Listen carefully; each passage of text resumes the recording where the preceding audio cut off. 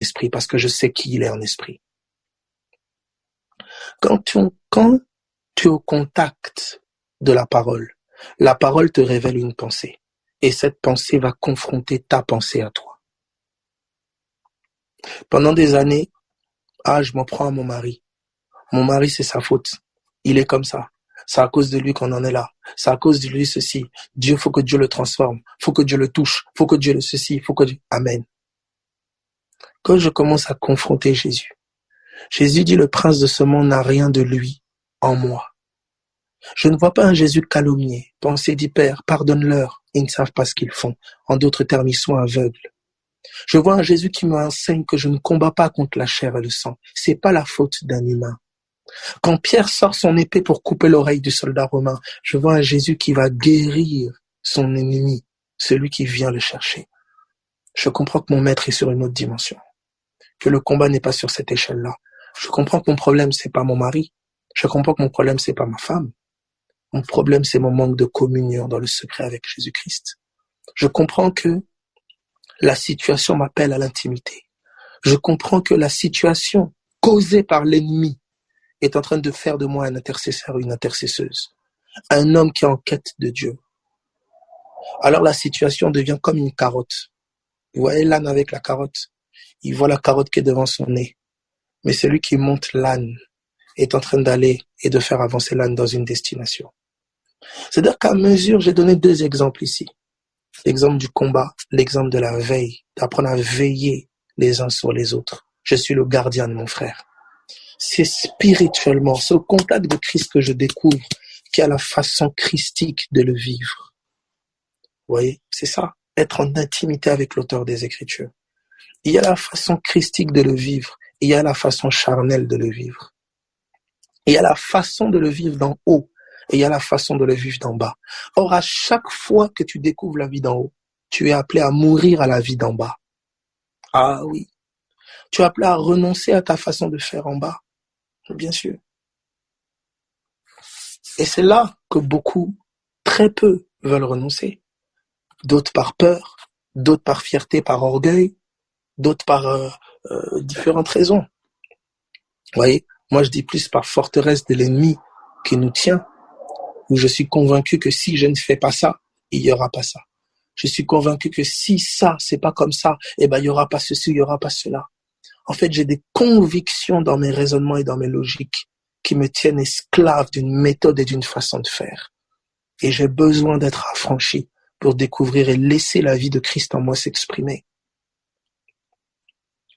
Nous avons été rachetés de la vaine manière de vivre héritée de nos pères.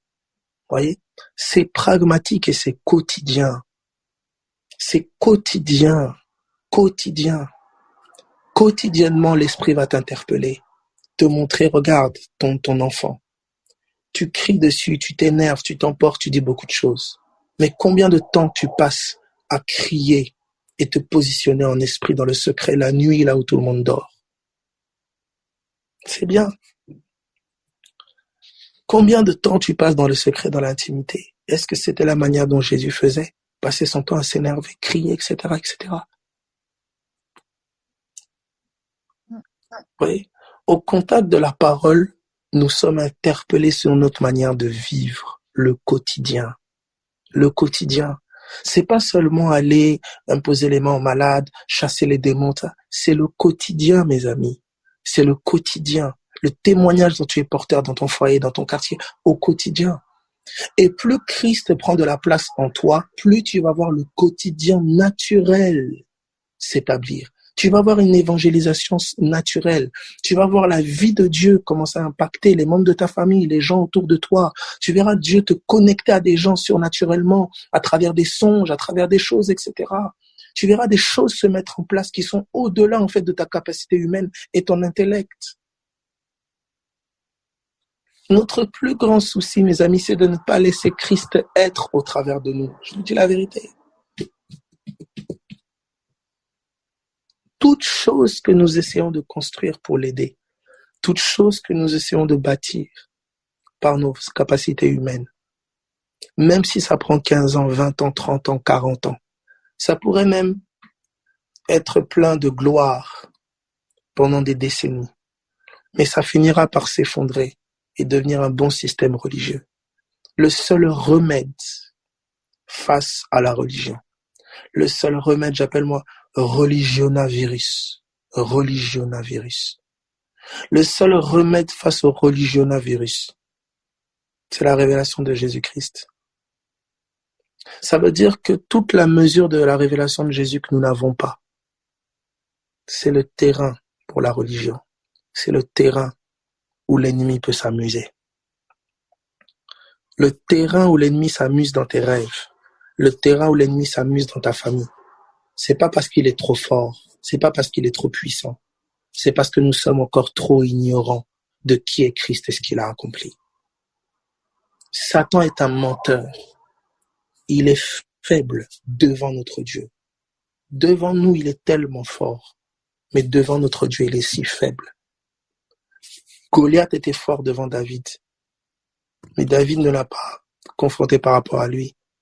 David a comparé Goliath à son Dieu en disant « c'est un circoncis ». Ça veut dire qu'il a ramené Goliath à l'identité d'un homme qui n'a aucune alliance avec Dieu. Nous sommes des fils et des filles de Dieu. Notre plus grand ennemi, c'est l'ignorance de qui est notre Père, l'ignorance de qui est notre famille en Christ, l'ignorance de ce que Jésus a fait. C'est ça notre plus grand souci. Et voilà ce que nous devons soupirer à chercher quand nous avons le temps.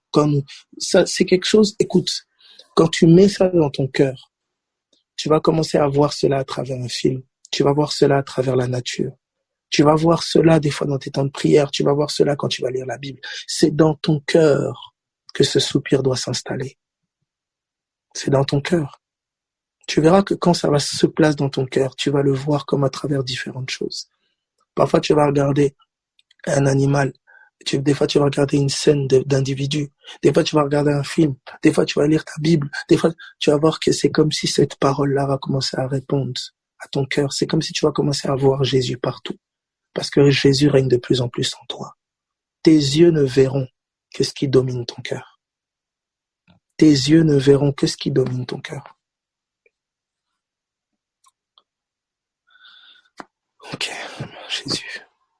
Est-ce que ça va pour tout le monde? Je ne sais pas si... Est-ce que je peux poursuivre? Oui. Oui. C'est bien. Alors, regardez ce qui est dit donc vous voyez quand on parle d'Éphésiens, Éphésiens chapitre 3, il dit, donc c'est pas révélation, Éphésiens 3, c'est pas révélation, mais quand on prend Éphésiens 2 à partir du verset 21 et 22, Éphésiens 2, 21, 22, en lui tout l'édifice bien coordonné s'élève pour être un temple saint dans le Seigneur. D'accord? Donc en lui tout l'édifice bien coordonné s'élève. D'accord? Donc il y a un édifice qui s'élève et qui est très bien coordonné. Donc Dieu sait, lui, toi tu viens de te convertir il y a une semaine, l'autre s'est converti il y a 30 ans, l'autre s'est converti il y a 10 ans, l'autre il en a encore à lutter avec des addictions, l'autre il en a encore à lutter. Dieu est au courant de la vie de chacun. De la vie de chacun. Donc il sait où en est chacun. Il sait qu'un tel a besoin d'être connecté à tel. Il sait qu'un tel, en fait, il coordonne de manière absolument extraordinaire. La seule chose qui interfère avec sa coordination, c'est quand nous mettons notre coordination. C'est quand nous mettons notre patte à nous dedans. Nous résistons à la coordination de l'esprit. Laissez-moi vous montrer un exemple de coordination. Dieu va coordonner la rencontre entre Ananias et Paul. Paul est en train d'aller persécuter l'église à Damas. Jésus-Christ lui apparaît, il se révèle à lui. Il va dans une maison, je ne sais où. Paul est en train de prier. Dans une vision, vous entendez? Il prie. Dans une vision, qu'est-ce qu'il voit? Je vous dis, la prière, la parole, la prière, te connecte sur la fréquence de coordination divine. Tu es sur le réseau. Parce qu'il est en train de prier, il y a une vision, il voit Ananias venir lui imposer les mains. De l'autre côté, le Seigneur parle à Ananias en prière. Il lui indique la rue exacte où Paul est. Connexion divine. Voilà la coordination. Vous ne pouvez pas faire ça humainement. Autre coordination, Pierre. Pierre est chez lui, une extase, boum, il a une vision. Il est en prière, il est sur le toit, il est en prière. Corneille, un homme qui ne connaissait pas du tout Jésus-Christ, il est en train de, cet homme-là fait l'aumône, etc., etc. Coordination, un ange lui apparaît, lui dit, cherche un homme nommé Pierre. Il est dans telle maison, etc., etc. Il envoie des hommes qui vont chercher Pierre. De la Nouvelle Alliance, bien sûr, il y a une différence. L'intercession de l'Ancienne Alliance, c'était pas l'intercession de la Nouvelle Alliance, c'est l'intercession des fils. Donc, nous intercédons depuis une position de roi. C'est différent. J'aurai l'occasion vraiment d'expliquer ça. Alors, lorsque nous touchons à, à, à cette coordination-là, vous voyez que Corneille est connecté avec Pierre de manière surnaturelle. Pierre même, au début, va bouder la vision. Il va rejeter la vision. On lui dit, tue et mange des animaux impurs. Et il veut rejeter la vision. Vous voyez, pour dire que des interférences de coordination à cause de la tradition.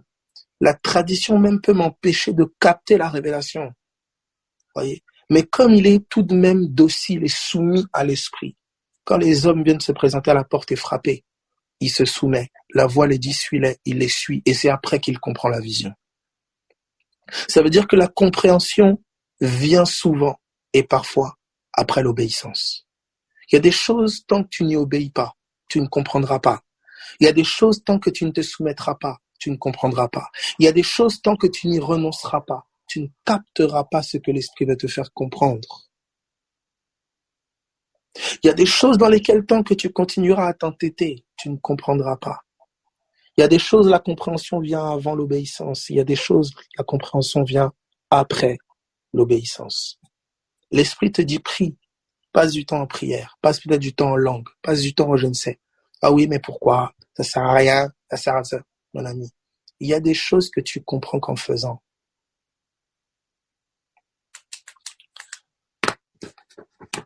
La prière, on la comprend pas en discutant, en lisant des livres sur la prière. La prière, on la comprend en la pratiquant.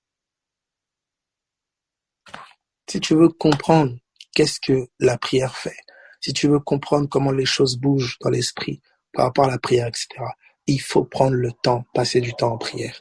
Tu peux parler de la salle de sport tous les jours, parler de la salle de sport, oui, quand tu vas à la salle de sport, quand tu fais telle machine, ça produit ça, quand tu fais telle machine, ça produit. Tant que tu n'es pas allé toi-même pour faire les machines en question, tu peux pas savoir de quoi tu parles. Il faut absolument que tu puisses avoir tes temps de prière, tes temps avec l'écriture, tes temps comme ça d'intimité, et qui durent dans le temps, des temps consistants. Pas des choses que tu fais 5 minutes, après tu fais la semaine d'après. Il n'y a aucun régime alimentaire que tu peux suivre comme ça, où tu manges lundi, et après tu manges 3 semaines après de la salade, 3 semaines après de la salade, tout le reste du temps hamburger, et puis tu dis alléluia. Oh, c'est pas comme... Non. C'est-à-dire, il y a un moment, voilà aussi le rôle aussi des aînés, c'est de mettre un coup de pied parfois aux fesses de plus jeunes. Voilà, et tu sens que c'est un coup de pied aux fesses divin. Oui, bien sûr. Parce que ce qu'on te demande, le Saint-Esprit te le demande dans le secret et tu le sais. C'est à ça que vous reconnaissez la soumission, l'autorité divine. Parce que quand elle vous parle, elle confirme ce que l'Esprit vous dit déjà dans le secret. C'est pour ça que la soumission vient du dedans. Vous pouvez dire exactement la même chose à monsieur tel ou à madame tel, elle ne se soumettra pas ou elle va rechigner parce que l'esprit n'en est pas à cette discipline-là avec elle ou avec lui. Vous pouvez voir quelqu'un, vous le prenez, l'esprit dit, ben voilà, on va passer, 6 heures en prière. On va prendre 6 heures du temps, 6 heures en langue. Les gens qui disaient, oh non, mais oh, c'est la religion. Certains vont commencer à rechigner. D'autres, c'est comme ça coule. Et c'est comme si, boum, il y a des choses qui s'ouvrent encore davantage. Parce que c'est quelque chose que l'esprit voulait déjà faire avec eux. Dans le secret, il les interpellait. De quand la chose est demandée, ça coule. Il y a des personnes qui n'ont pas forcément ils en sont pas là, ou c'est pas forcément quelque chose qui est dans leur cœur ou quoi que ce soit. L'esprit n'a pas déposé ça. Et ben, ça va être, vous voyez, c'est ça là qui fait généralement des problèmes charnels. Il faut savoir ce que l'esprit exige de toi, où tu en es avec l'esprit. Et avant de chercher à donner des leçons aux autres, avant de commencer à me faire enseignante ou enseignant des autres, il faut d'abord toi-même déjà te situer. Qu'est-ce que l'esprit attend de toi? Il t'attend où? Vous avez des personnes, c'est par rapport à la connaissance. Dieu peut être en train de te communiquer une connaissance. C'est pas forcément premièrement pour aller parler. C'est d'abord parce qu'il veut t'enseigner toi. Vous avez des gens qui forcent. Dieu leur révèle des petites choses, Dieu leur révèle des choses, etc. Au lieu de s'atteler avec discipline à capter ce que l'Esprit de Dieu leur révèle, parce qu'il y a un temps, sans doute, il va ouvrir leur bouche pour leur donner de parler, ou je ne sais. Non, ils se précipitent d'abord à aller parler avant de d'abord capter la pensée et ce que le Seigneur essaie de leur dire dans leur secret. Voilà comment, quand il parle, il y a tant d'inexactitudes. Qu'est-ce que l'Esprit est en train de te communiquer en ces temps de confinement? Qu'est-ce qu'il essaye de te communiquer? Si tu vis des combats de délivrance d'esprit, tout ça, il y a un appel à la vie de prière. Il y a un appel à la vie de prière. On a prié pour toi, prié pour toi, prié pour toi. Tu es tombé, tu es retombé, tu t'es relevé. Tu as pris autorité, ça. Tu fais des rêves la nuit, tu vois, mon ami. Écoute-moi, ta vie est condamnée à la prière. Tu es quelqu'un, tu dois... Sors du christianisme, de poudre de lait. Le problème, c'est que quand on n'a pas de référence à gauche ni à droite, on pense que, mon petit christianisme cool, sympa là, il peut confronter la réalité que je vis. La réalité que tu vis, si c'est une réalité intense, il doit y avoir une réponse intense.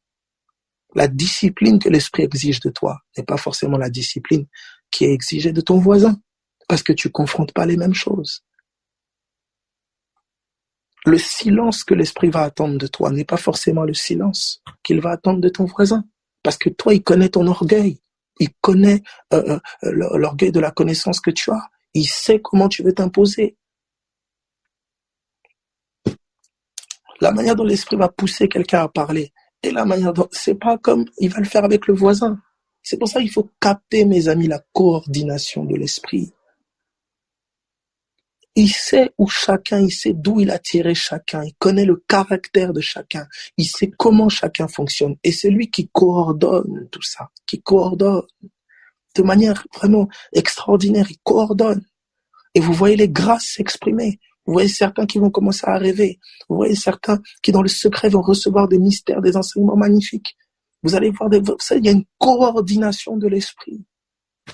Vous allez voir que certains vont être réveillés à la même heure pour prier, etc. Il y a une coordination des choses qui, voilà. Et ça, on ne peut pas l'inventer. On ne peut pas l'inventer. Ça vient d'en haut.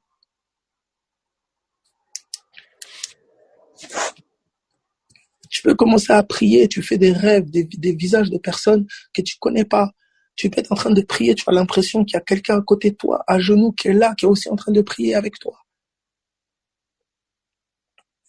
Tu peux te retrouver à prier, l'esprit te donne de ressentir ou de vivre ce que quelqu'un est en train de vivre, ce qu'un chrétien est en train de vivre ailleurs. Tu peux être en train de prier, tu es pris comme d'un fardeau, tu sais pas expliquer. Et dès là, il y a comme une boule au ventre, tu es saisi comme un fardeau.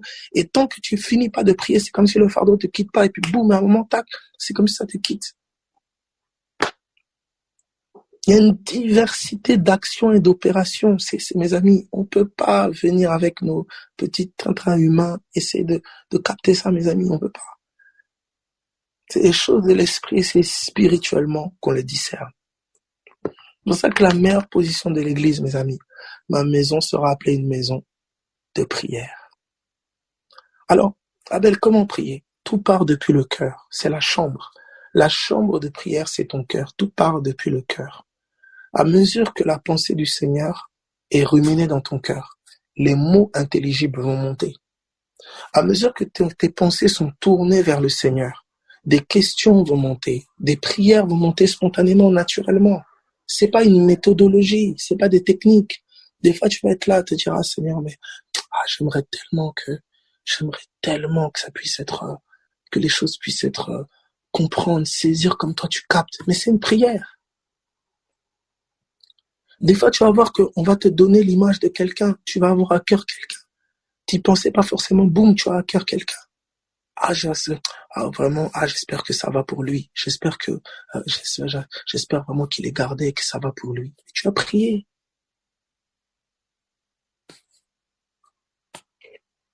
Donc ça, c'est ça. C'est-à-dire que tu vas commencer à capter, ça quand on vous dit prier sous inspiration. C'est-à-dire qu'il y a des pensées qui vont être communiquées, des pensées intelligibles qui vont être communiquées à ton cœur. Et plus tu vas être malléable à ces pensées-là, c'est-à-dire à cette inspiration-là, plus tu vas voir qu'elle va te solliciter beaucoup plus souvent.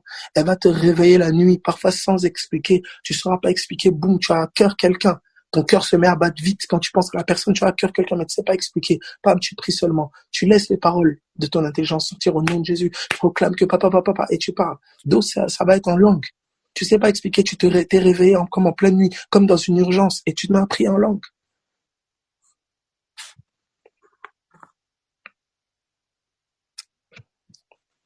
Ok, gloire à Dieu.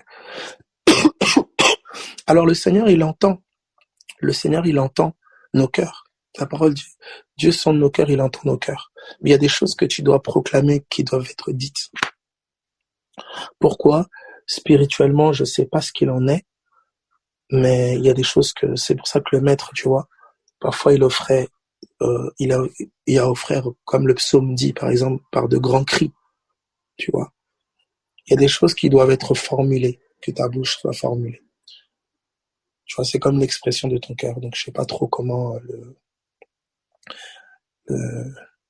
tu vois un peu, c'est ça.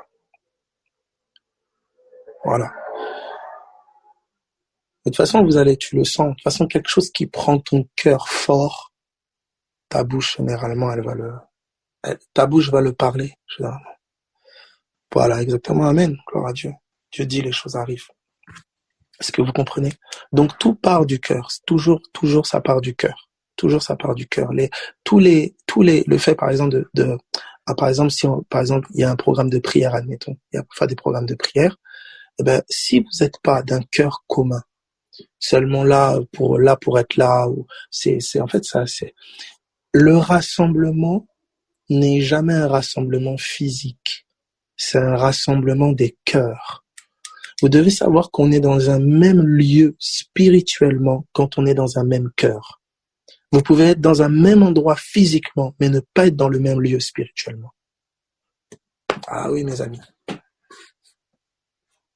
Tu peux être là, on peut être dans une pièce, mes amis. On est dans la même pièce. On est dans la même pièce. 10 sont dans la même pièce. Physiquement, on est dans la même pièce, mais spirituellement, on est dans 2 pièces différentes. Il y en a 3 peut-être dans une autre pièce, des 7 dans une autre pièce. Quand Jean vous dit, il était au milieu de nous, mais il n'était pas des nôtres.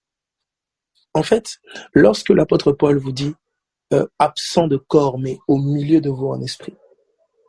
Vous comprenez? C'est-à-dire que quand on vous dit que l'église primitive, c'était un seul cœur, une seule pensée. Vous voyez? C'est nos cœurs qui nous rejoignent.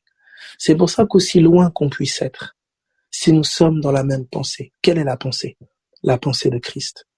Si nous sommes dans un même cœur, on est dans un même lieu. Vous voyez?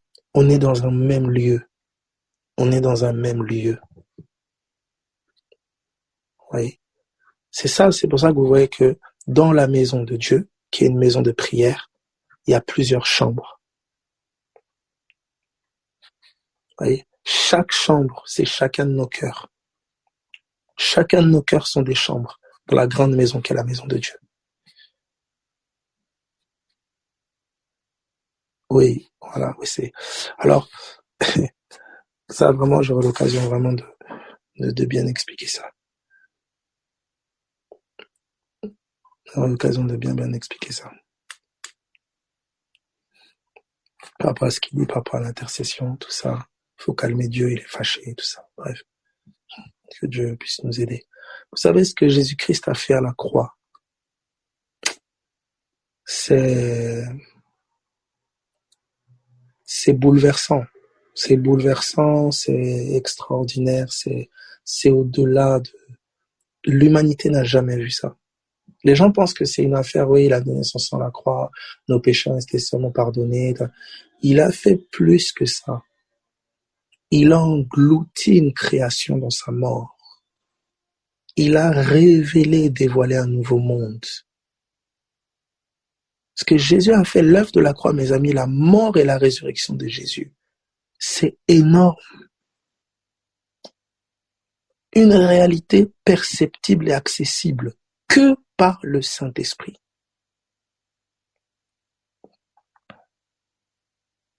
Ouais, bien sûr, ça peut arriver. Ça peut arriver. Dis, est-ce possible que tu te sens tellement lourd dans ton cœur que tu n'arrives pas à prier et aller dans les Écritures? Bien sûr. Tout part du cœur. Maintenant, il faut comprendre une chose. C'est que tu dois apprendre à ne pas laisser aussi ton cœur diriger. Parce que quand ton cœur il va dans la mauvaise direction, c'est pas bon. Ton cœur, il est comme une pompe que tu alimentes. Si tu le nourris de pensées stress, pensées de colère, pensées de haine, il s'alimente par les pensées, ton cœur.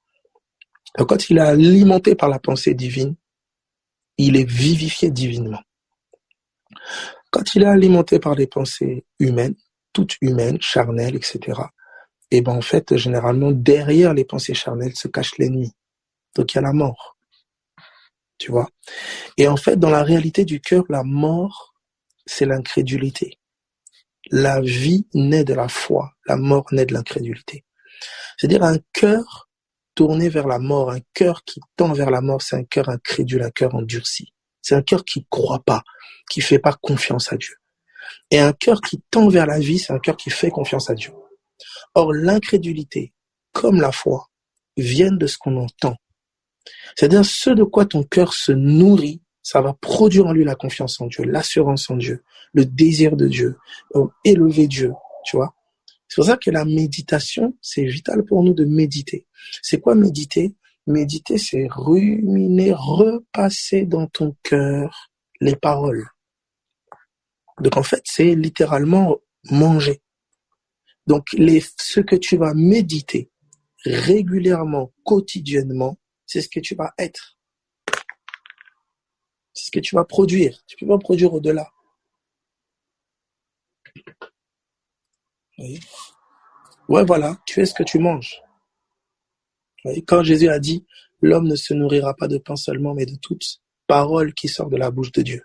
Oui. C'est ton cœur qui se nourrit des paroles. C'est ton cœur. C'est ça aussi la parabole du semeur. Les 4 terrains, c'est 4 cœurs. Oui. Ton cœur se nourrit des paroles. Quand vous voyez quelqu'un qui passe son temps à écouter des choses, oui, ton mari, regarde ce qu'il a fait, ta femme, regarde, là c'est fini, alors là, machin, regarde un tel, ce qu'il a dit, un tel, ce qu'il a machin, ton passé, regarde, t'avais vécu ça, t'avais vécu. En fait, quand tu passes ton cœur, là, se nourrit des paroles comme ça. Pour ça, dans les familles, il y a beaucoup de disputes, beaucoup de mauvaises paroles, c'est des poisons. C'est malheureux, c'est des poisons. Si les gens savaient, c'est terrible, hein. C'est des vrais poisons. Et de la même manière, hein, tu dois apprendre à garder ton cœur plus que toute autre chose. Tu peux pas arriver quelque part, tu dis aux gens, au milieu des incroyants, tu dis maintenant vous arrêtez de mal parler, tu es dans une famille d'incroyants, tu dis maintenant vous parlez pas mal, allez vous arrêtez maintenant parce que mon cœur sinon il va manger vos paroles. Tu peux pas faire ça. C'est comme ça que tu vas, au fur et à mesure, et ça c'est dans la prière, pas le temps tu passes dans la prière et à méditer, tu vas savoir rendre ton cœur sourd aux paroles qui ne sont pas les paroles de Dieu. Tu peux être là au milieu des gens, ils parlent, mais ton cœur n'entend pas. Tu vois. Des fois, les gens, et comment tu vis ça? Mais c'est quand il y a une autre pensée qui occupe ton cœur. Ça arrive parfois quand tu dis à quelqu'un, ouais, tu m'écoutes pas, tu m'entends pas. Parce que comme la personne a son idée dans la tête, t'as beau dire ce que tu veux, ça pénètre pas. Ben c'est pareil.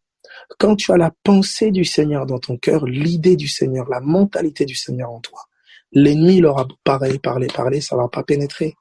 Et c'est ce qui arrive avec le Seigneur.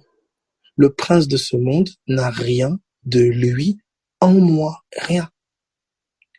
Tous ceux qui vivent des fights là dans les rêves et tout ça, c'est le cœur d'abord. C'est le cœur. Il y a beaucoup de combats que vous allez vivre parfois dans les rêves. Ça va prendre la forme de pensées insignifiantes la journée. Vous entendez? Certains combats que vous allez vivre dans la nuit, dans les rêves, ça va prendre la forme de pensées insignifiantes la journée.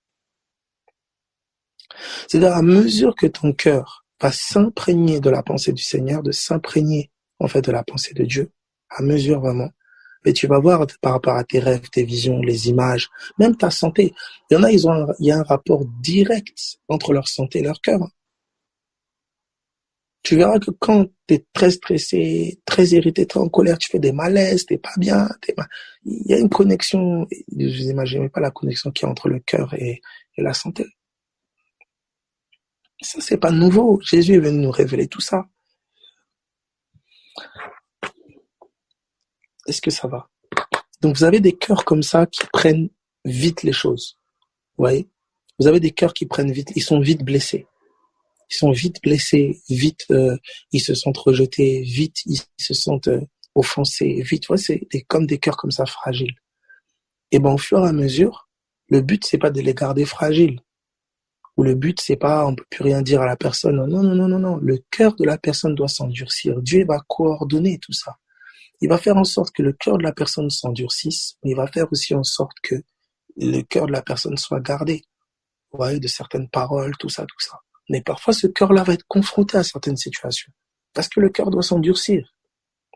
Bien sûr, le système immunitaire ne s'endurcit qu'au contact des maladies. Même un vaccin, c'est quoi? Un vaccin, pour pouvoir produire une réponse immunitaire, pour qu'il y ait des soldats spécifiques au virus en question qui soient formés, on injecte le virus en mode inoffensif. Ça, c'est au contact de l'ennemi que le système immunitaire se forme. Donc un cœur, en fait, il va être formé dans l'adversité, dans des situations diverses, dès l'instant où ce cœur est animé de la pensée de Dieu. Un cœur qui n'est pas animé de la pensée de Dieu et que vous faites passer dans l'épreuve, dans le feu, tout ça, mais ça fait des dégâts, ça fait des gens blessés, ça produit des caractères de cochons, ça produit des choses compliquées.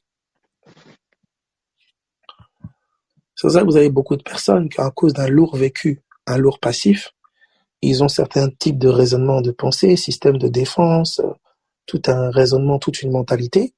Et en fait, il y a plusieurs approches. Vous avez des personnes qui vont commencer à faire de la psychologie avec les gens là. Oui, commencer à parler de ça, quand dans ton passé, quand il y a eu ça, quand il y a machin, quand il y a ci, quand il y a eu cela. Mais la pensée de Dieu, elle est puissante en fait. La personne qui a la révélation que sa vie passée a été crucifiée, que cette personne qu'elle décrit n'est plus, elle est morte, tu vas pas le ressentir au départ. Tu vas pas le ressentir. C'est quelque chose qui vient à ton savoir. Et tu dois en avoir la révélation, c'est-à-dire la compréhension profonde. Et ça, c'est vraiment dans la prière. Prier que le Seigneur illumine les yeux de ton cœur et te fasse comprendre en fait combien ton passé a été crucifié, combien tu n'as plus rien à voir avec cette personne qui a subi toutes ces choses-là qu'elle a subies. C'est une révélation, c'est l'œuvre de la croix. C'est une révélation. Tant que la révélation n'est pas là, on emploiera des béquilles, des méthodes psychologiques, des méthodes humaines, mais qui ne sont que des méthodes éphémères en fait. Parce qu'il n'y a que la révélation de ce que Jésus est et de ce que Jésus a fait qui guérit, qui délivre vraiment, vraiment, vraiment. Est-ce que ça va? J'ai beaucoup... je terminais sur cette... on est déjà à 22h, ça se passe vite. Merci. Je termine sur ça. Alors, sur Éphésiens, donc Éphésiens 2, on parlait de l'édifice, donc, et au verset 22 qui dit en lui vous êtes aussi édifiés pour être une habitation de Dieu en esprit. Donc en lui vous êtes bâtis, vous êtes édifiés pour être une habitation de Dieu en esprit. Alors, ça c'est Éphésiens 2, donc du 21 à 22. Maintenant, quand vous prenez 1 Corinthiens, d'accord, donc Éphésiens dit vous êtes l'édifice de Dieu. Quand vous prenez 1 Corinthiens 3 à partir du verset 9, 1 Corinthiens 3, 9, donc je vais vite sur les 7 minutes là.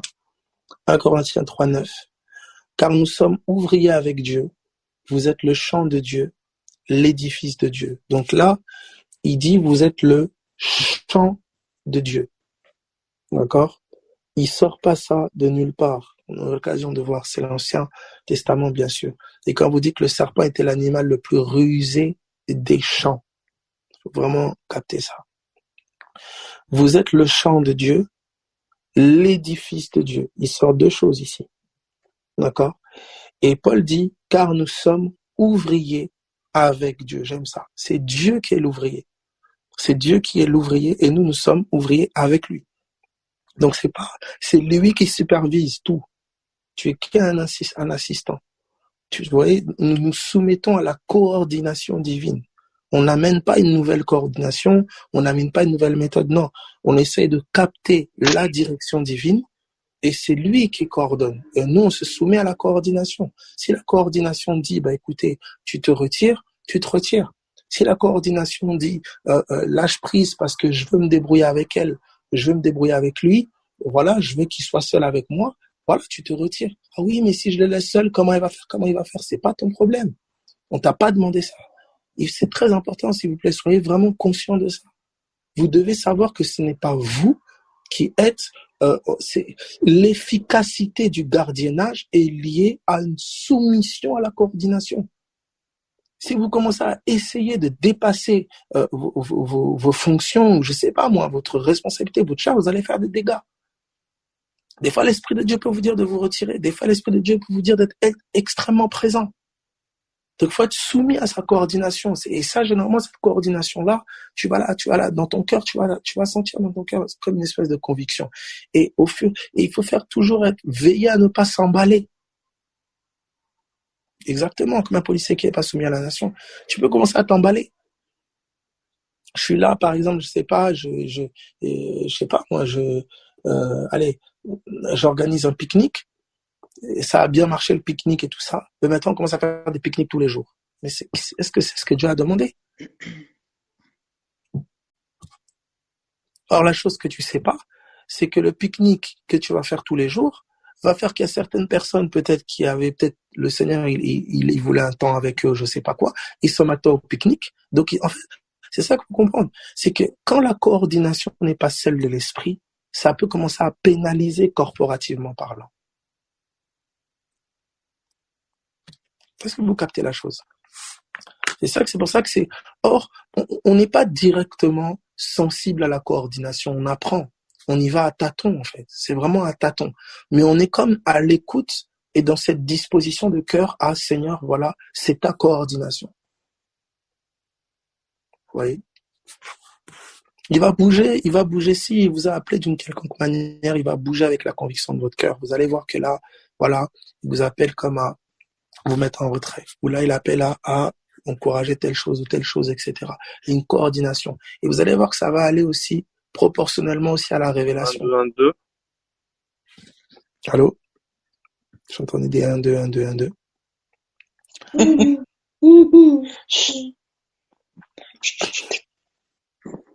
Oui. Vous allez voir aussi que cette coordination, elle va aller avec la parole. Vous allez voir le type d'enseignement qui va circuler. Vous voyez, là, on vous dit que le corps. Comment ça marche? Voilà. On vous dit que le corps, il est coordonné par la bouche.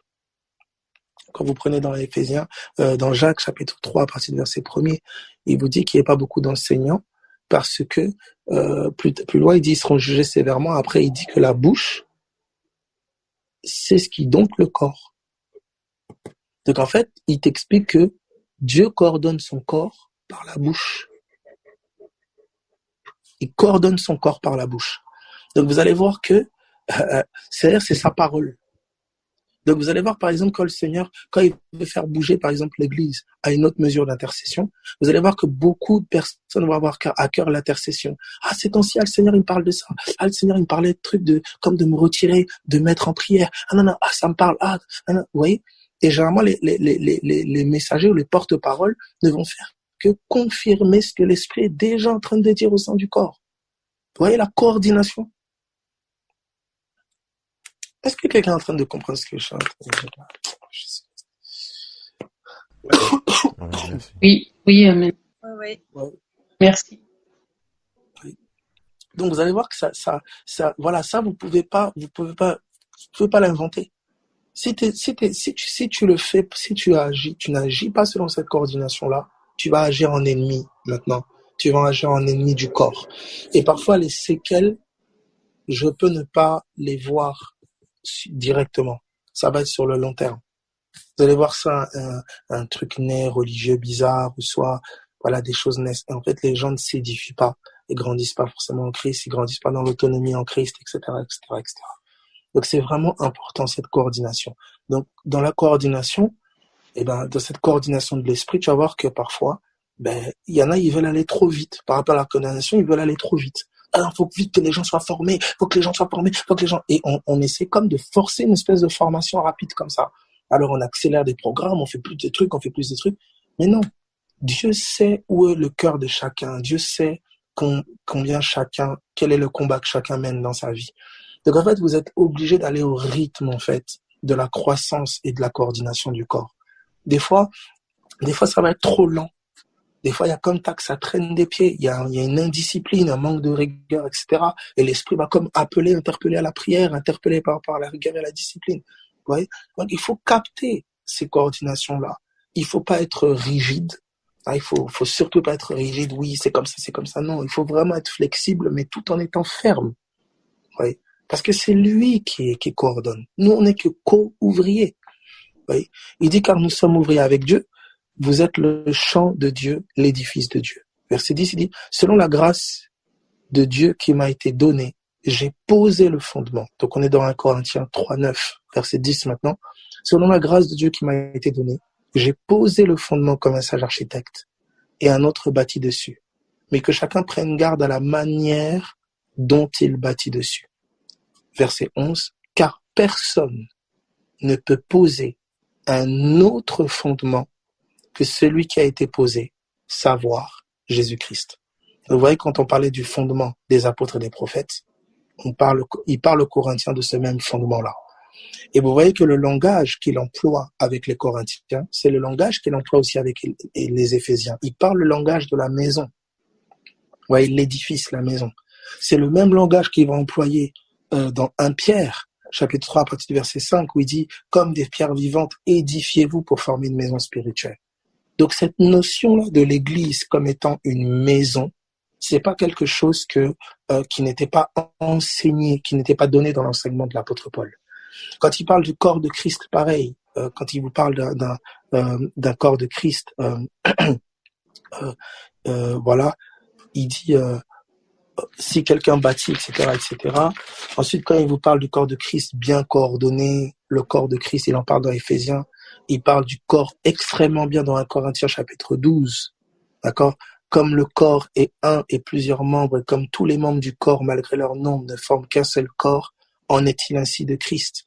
Ouais, il parle du corps de Christ donc très bien dans 1 Corinthiens 12, verset 12 par là. Ouais, il parle très bien de ça. Donc, il vous montre l'Église comme une maison, un édifice. Donc, toute la sagesse qu'il est exigé d'un architecte, la finesse, le dur labeur, on bâtit pas une maison en un jour. Vous voyez, il y a cette notion de vie qui sont bâties. Il y a une notion où tu prends le temps, tu transpires. Tu vois, c'est pas un coup oui, on va faire comme ça. Non, c'est vraiment de capter la direction divine, de capter dans quelle direction l'Esprit veut qu'on aille.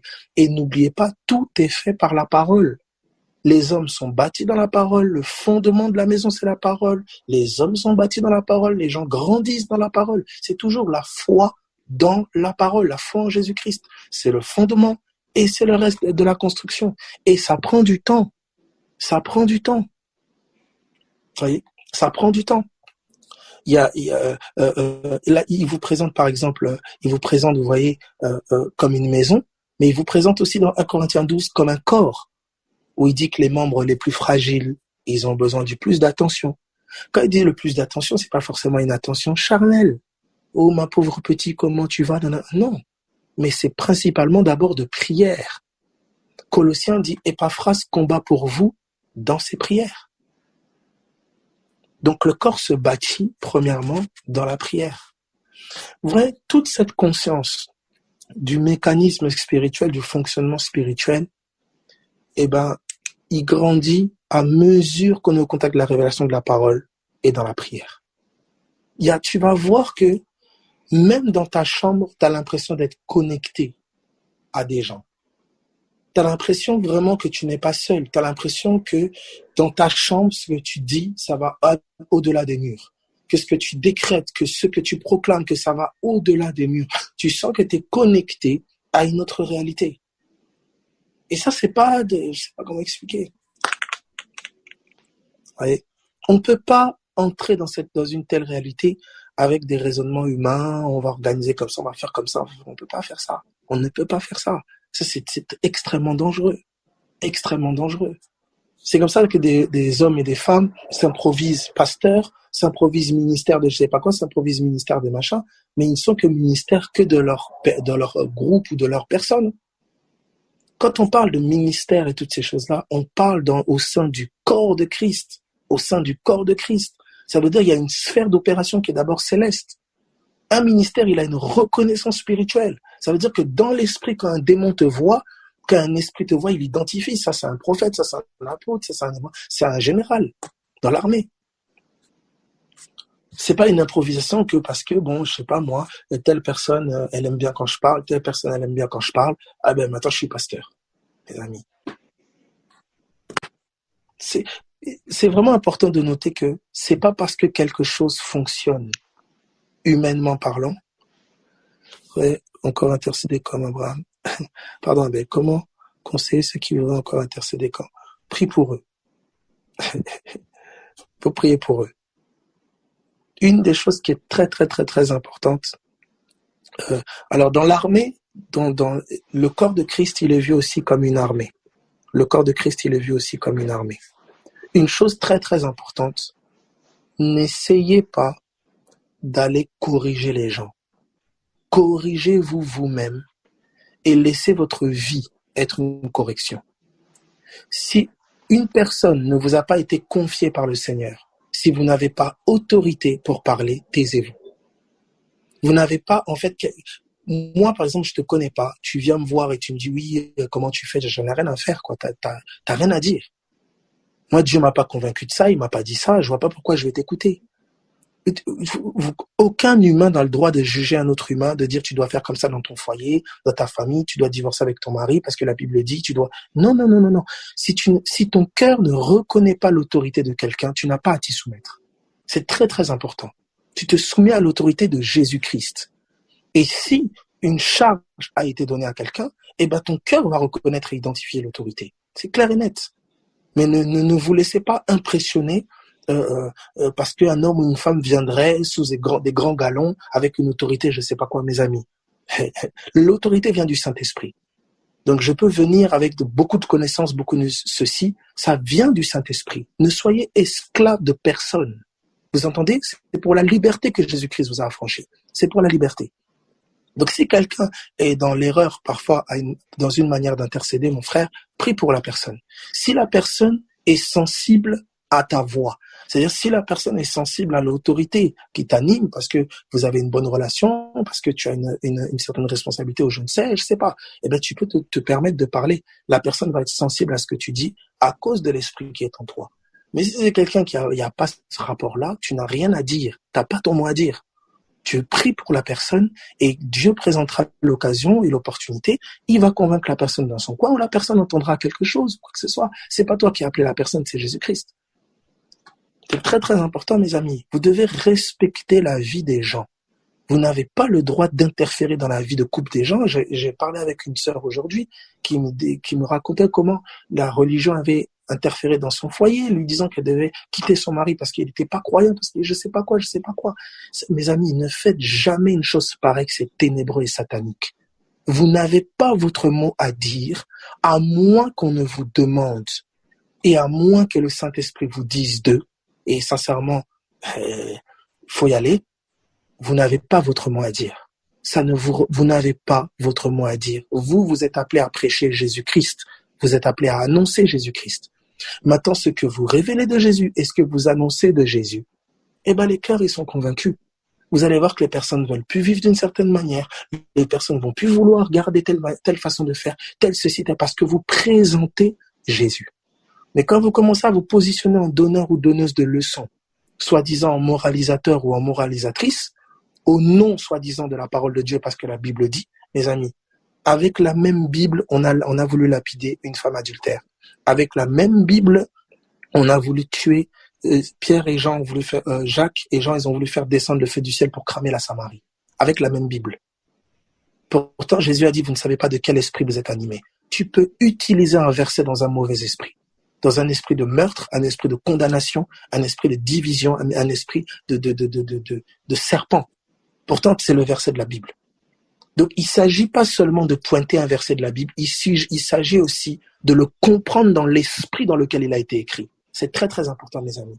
C'est pour ça que si quelqu'un te dit un verset, ça ne te parle pas. Ça te dit, oui, voilà, tu dois, je sais pas quoi, raser toute ta tête, parce que je sais pas quoi, tu dois mettre un drap sur ta tête, parce que les femmes, je sais pas, mes amis, ton cœur n'est pas convaincu, tu n'obéis pas. Mes amis, le Saint-Esprit, il connaît ton cœur. Dieu, quand même, connaît ton cœur. Tu pleures devant un film émouvant, tu pleures. Dieu ne peut pas parler à ton cœur et te convaincre. Bien sûr que si. C'est pour ça, mes amis, priez afin que les cœurs soient disposés. J'ai une pensée, dites-moi, si je me trompe, alors je me dis, si encore vivons grâce à Dieu et grâce à l'Église, parce que tous les jours, il y a des gens, vraiment des heures différentes du Seigneur, la réveil pour intercéder pour la vie d'autres gens aussi, ouais. C'est là que je me suis dit, voilà pourquoi il y a des heures différentes dans le monde entier. C'est comme si tout le monde, le Seigneur nous dit de prier pour les uns et les autres sans le savoir seulement. Non, c'est pas forcément pour ça qu'il y a des heures différentes dans le monde entier. Comment ça s'appelle? C'est le soleil, la position du soleil. Donc ça, c'est physique. Mais bien sûr, le Seigneur, il orchestre l'intercession. Il orchestre l'intercession afin qu'elle soit en permanence. Générale, c'est-à-dire, oui, voilà. Dans l'armée, donc le corps de Christ, il est vu aussi comme une armée. Et dans une armée, il y a des généraux. Il y a des lieutenants, des commandants, des chefs. Voilà, il y a différents rangs dans une armée. Ça, vous pouvez très bien le voir quand vous prenez un Pierre, par exemple. Quand vous prenez un Pierre, je termine là-dessus. Quand vous prenez un Pierre, à partir du verset 1 Pierre 3:9. 1 Pierre 3:9.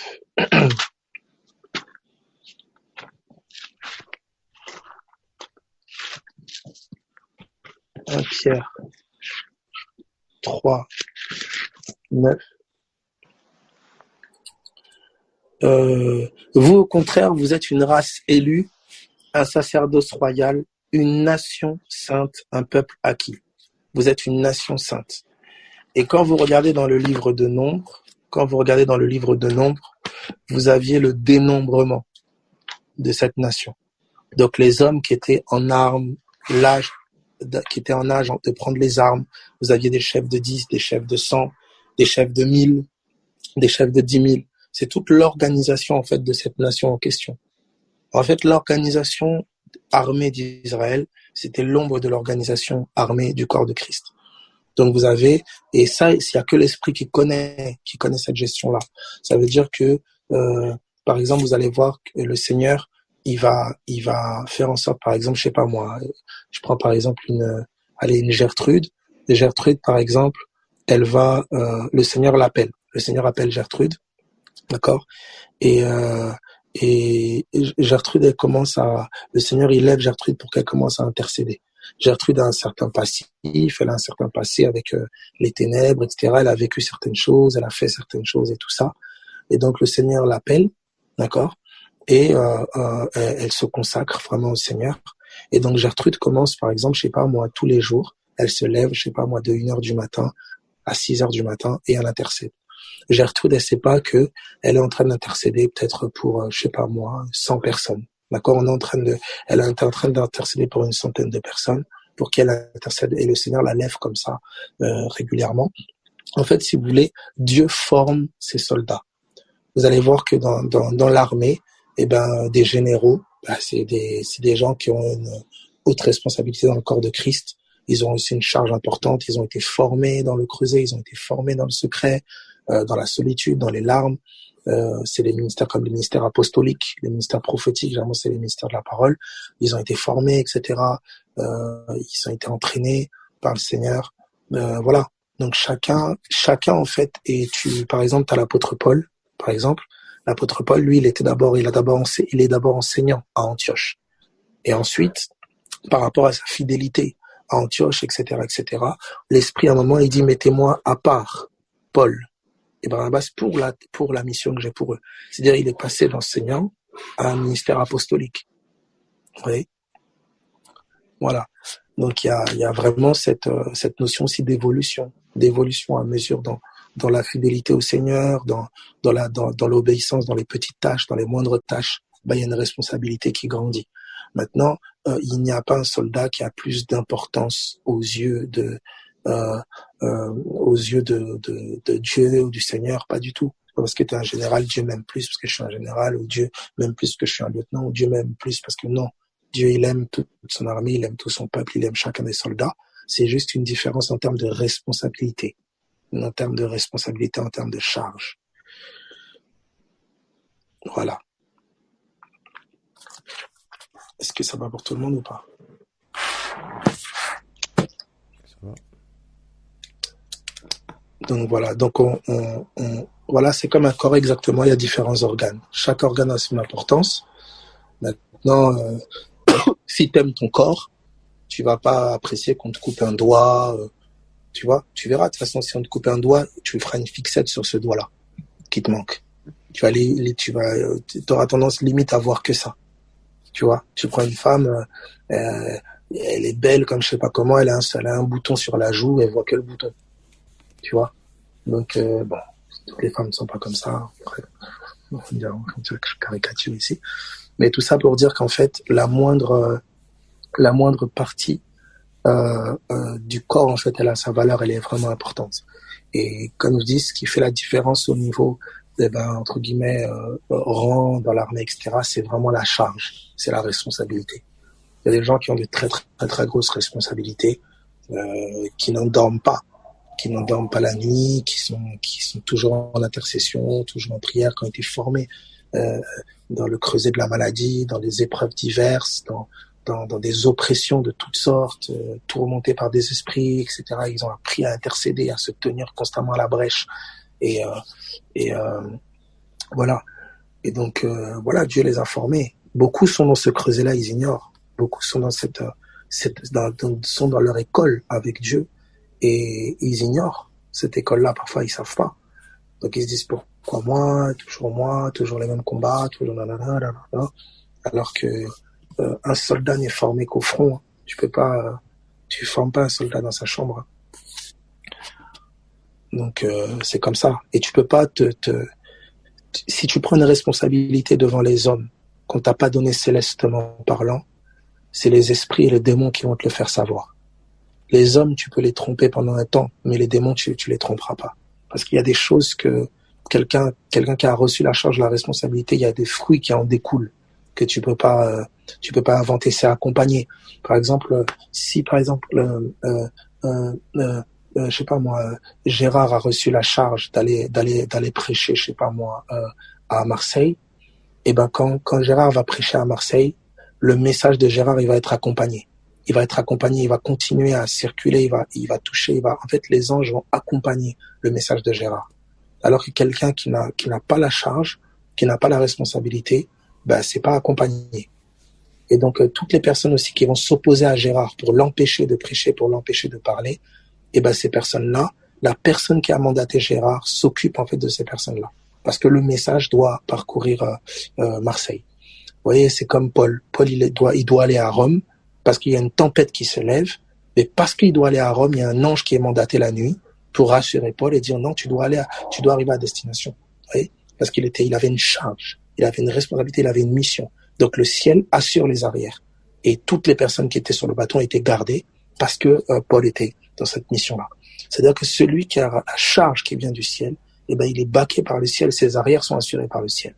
Donc quand tu prends des charges, des responsabilités, que c'est pas le ciel qui te les a données, sache qu'il y a des problèmes qui vont venir. Voilà, quand ces problèmes vont venir, même, par façon, si tu prends la responsabilité que le ciel t'a donnée, il y a des problèmes qui vont quand même venir. La différence, c'est que tu vas voir que tu combats pas toi-même. Il y a quelque chose qui te soutient, il y a quelque chose qui te fortifie quand tu vas abandonner, il y a quelque chose qui te dépasse, tu vois, qui fait que c'est pas toi. Il y a une profonde conscience que c'est pas toi. Mais si tu t'inventes ou tu t'improvises, etc., le truc que je dis là, tu vas pas le sentir. Et ça fait des dégâts parfois très sérieux. Donc voilà. Est-ce que j'étais un peu clair? Est-ce que ça va? Soyez bénis, il est déjà 22h50. Soyez encouragés, fortifiés. Ah, on a parlé de pas mal de choses.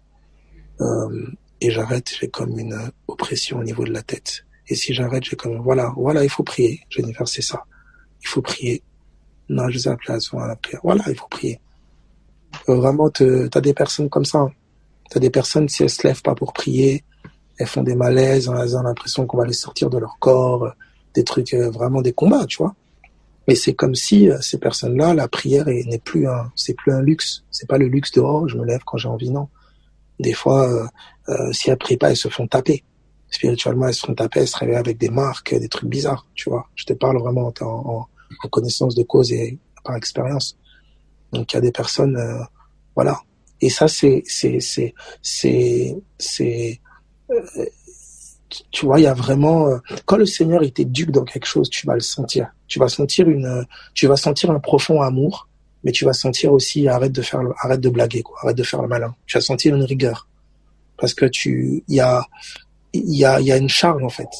Il y a une charge. Il y a quelque chose, il y a des gens qui attendent. Tu vois, c'est pas un jeu, quoi. Donc tu vas sentir cette espèce tu sens que tu confrontes une réalité, que c'est pas un jeu. Tu vois? Et généralement, quand tu désobéis, ou tu vois, il y a des attaques, ou, tu vois, tu devais te réveiller pour prier, tu ne pries pas, tu vas sentir une oppression, quelque chose qui essaie de t'étouffer, tu vois. C'est qu'on te fait, voilà, nos prières est devenue vitale pour nous. Bien sûr, ça c'est clair et net. Vous savez, les sorciers, l'activité des esprits, tout ça, une église qui prie positionnée dans ce que le Seigneur a dit, elle est très très dangereuse. Elle est très très très dangereuse et Satan il le sait. C'est pour ça que le confinement, c'est vraiment un appel pour nous à la prière, et il y a une grosse prudence à avoir, ce n'est pas de tomber dans les pièges de la distraction.